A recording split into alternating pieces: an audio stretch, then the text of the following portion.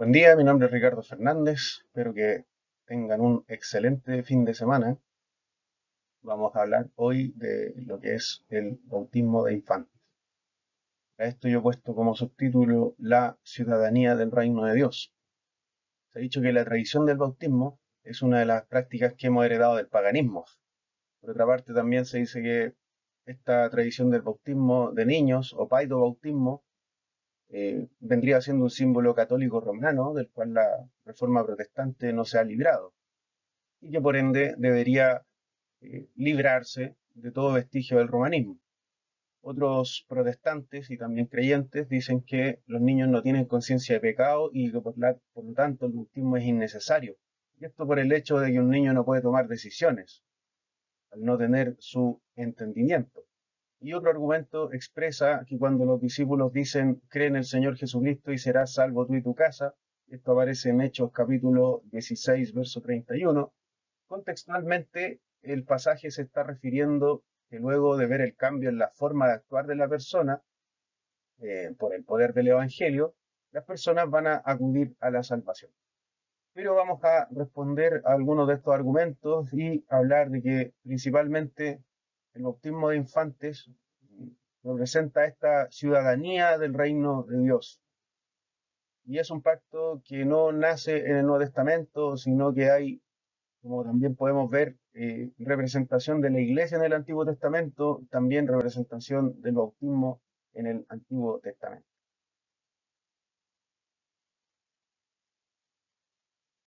Y la verdad es que hay un pacto de gracia y es por eso que debemos tomar la Biblia entera.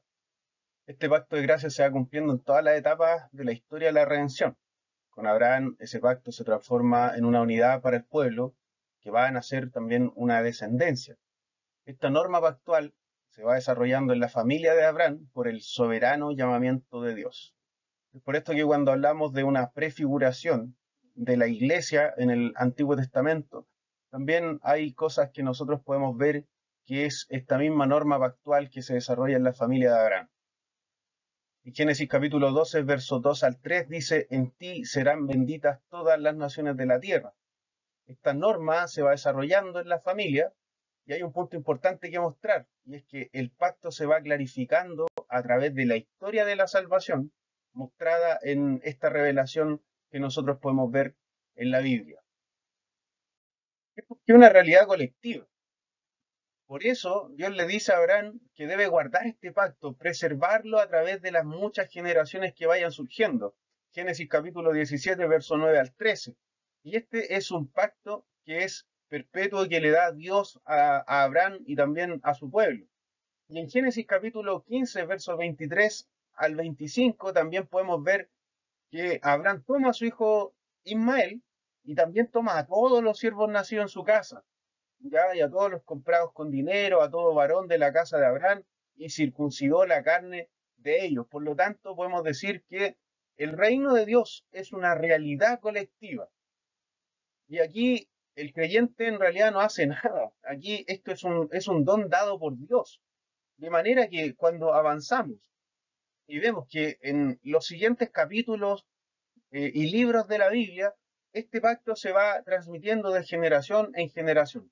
Habíamos hablado de que la iglesia partía en el Antiguo Testamento y también hay un desarrollo de la iglesia en este Nuevo Testamento. De forma que cuando llegamos a el Nuevo Testamento, podemos ver que existe el testimonio de Lidia de Tiátira. Y allí hay principios de herencia y legado que están arraigados fuertemente en el judaísmo, pero también está entre griegos y romanos.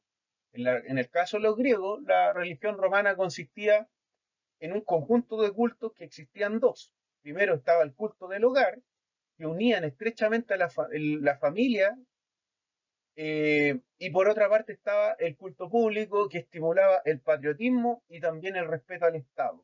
Y es por eso que en la historia del cristianismo los hermanos van a ser perseguidos por causa de este culto público, por este culto que emerge de la familia, que surge de la familia. Por lo tanto, era imposible en el caso de los romanos que en la casa no existieran hijos creyentes si los padres adoptaban un credo. Y esto es porque la religión de estos paganos era una religión contractual. Las plegarias y las ofrendas se hacían en manera de pacto con los dioses. Si bien en el caso del judaísmo estamos hablando de un monoteísmo, a diferencia de estos dos pueblos, que son los griegos y los romanos, que ellos eran estrechamente politeístas. De manera que en Hechos 16, cuando el líder se convierte toda su casa y toda su casa es bautizada. Lo mismo con el carcelero de Filipo. No lo podemos extender en este punto, pero podríamos asumir que sea que en una de estas dos familias haya niños pequeños. Entonces, este individualismo del yo decido y del yo investigo que probablemente me bautice o no me bautice, surge con la modernidad. Y este es un desarrollo que va, obviamente, se explota más que nada en la modernidad, pero hay ciertos matices que están en épocas anteriores. Por lo tanto, hay un pacto en el Antiguo y en el Nuevo Testamento en que se puede ver que hay una conversión colectiva. Saqueo recibe la palabra de Cristo y cuando Cristo le dice, la salvación ha llegado a tu casa, por cuanto él también es hijo de Abraham. Y él menciona, nuestro Cristo menciona a la casa de Saqueo. Pero podemos ver también en la rayita, podemos ver también a Noé y su familia. Está diciendo que estas aguas simbolizan el bautismo. Pedro está diciendo en su epístola. Y no está diciendo que son miembros individuales los que se bautizan o los que deciden bautizarse, sino que Dios hace un pacto con Noé y su familia. Pues toda la familia fue salvada a través del diluvio. Génesis 17, capítulo 17, verso 19, vemos que el pacto fue para Abraham y sus hijos y todos los de su casa. Esta es una verdad que por nosotros la vemos evidente en el Antiguo Testamento, por lo tanto, es importante señalar que pese a la circuncisión que recibió a Abraham, y que como legado espiritual recibió también Moisés y su pueblo, de todos modos había israelitas que se circuncidaban, pero que posteriormente se descarriaban, porque el bautismo no simboliza que la persona, el bautismo no es solamente un símbolo, y el bautismo no está diciendo directamente que la persona que se bautiza luego no va a pecar, o luego no se va a equivocar, o luego no se va a descarriar, porque podemos ver que en el caso de Moisés es evidente, parte del pueblo se descarrila. De todos modos, había israelitas circuncidados que iban a adorar a otros dioses demonios que pertenecían a las otras naciones. Por lo tanto, el bautismo no quita que el cristiano, quienes participan de este reino de Dios, no se equivoquen o no se descarrilen. En armonía con lo anterior, vemos que en la primera epístola de Pedro, en el capítulo 20, capítulo 3, versos 20 al 21, aquí señala Pedro que en otro tiempo quienes desobedecieron, cuando una vez esperaba la paciencia de Dios en los días de Noé, mientras se preparaba el arca, en el cual pocas personas, es decir, 8, fueron salvadas por agua. Y Pedro mismo dice, el bautismo que corresponde a esto ahora nos salva. Y aquí el detalle que nos confirma lo anterior, no quitando las inmundicias de la carne, sino como aspiración de una buena conciencia hacia Dios por la resurrección de Jesucristo. Entonces, en Génesis capítulo 17, verso 19, el pacto para Abraham y sus hijos y todos los de su casa, es importante señalar que pese a la circuncisión que ellos recibieron por legado espiritual, heredado de generación en generación, no quitaba que ellos se pudiesen equivocar o descarrilar. Pedro está utilizando la figura del diluvio como bautismo y no es forzado señalar que los que son salvados son aquellos que son rociados y esta es también su familia y es por eso que vemos que hay en Hechos capítulo 2, verso 38, hay una confirmación de que tiene que haber un arrepentimiento de la persona que va a bautizarse, porque como decíamos en las páginas anteriores, puede surgir esta fe personal, y es así como surge en la conversión, obviamente. Pero es por esto también que en el bautismo se habla de este lavamiento y renovación dada por el Espíritu Santo. Entonces es un don dado por Dios y es confirmado por las epístolas de los apóstoles y también por el libro de Hechos. En conclusión, creemos que el bautismo es bíblico porque es una en realidad que está en la Escritura, no porque esperaremos a que crezcan los niños para que ellos decidan ser cristianos o no, sino que aparte de que ellos reciban una educación cristiana, los bautizamos porque la totalidad del niño está en el pacto, y no hasta que él crezca o él sea adulto, o en su juventud, para que ellos decidan ser parte de este pacto. El enfoque personal, individualista, surge con la modernidad, se explota en la modernidad y hoy día podemos ver iglesias en Europa que incluyen en esta posmodernidad, entre comillas, están bautizando hasta los animales.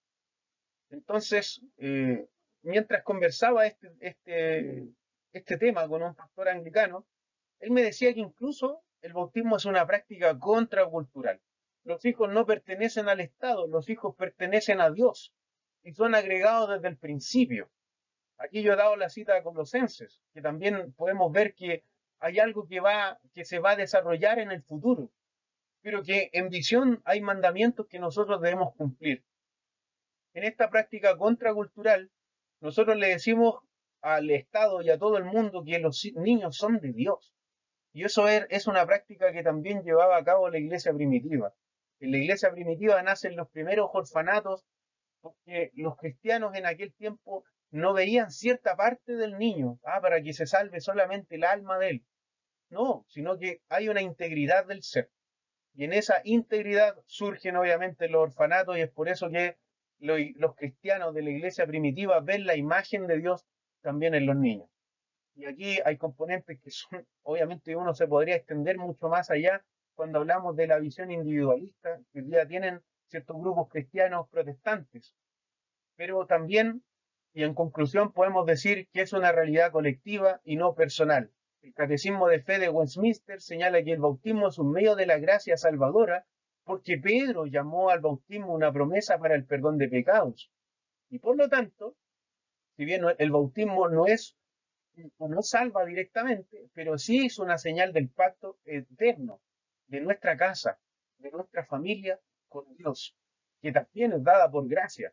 Y no es necesario que el bebé entienda lo que está sucediendo, ni tampoco él pueda elegirlo personalmente. Esto es necesario que comprendamos que es el Espíritu Santo, quien de forma monista, y en el hombre, y esto es pasivamente recibido sin obra de él, de forma que realiza la obra en el hombre y no el hombre que decide totalmente para su salvación. Así que podemos decir que somos enteramente factuales al señalar lo anterior. Muchas gracias por la atención y esta ha sido mi presentación.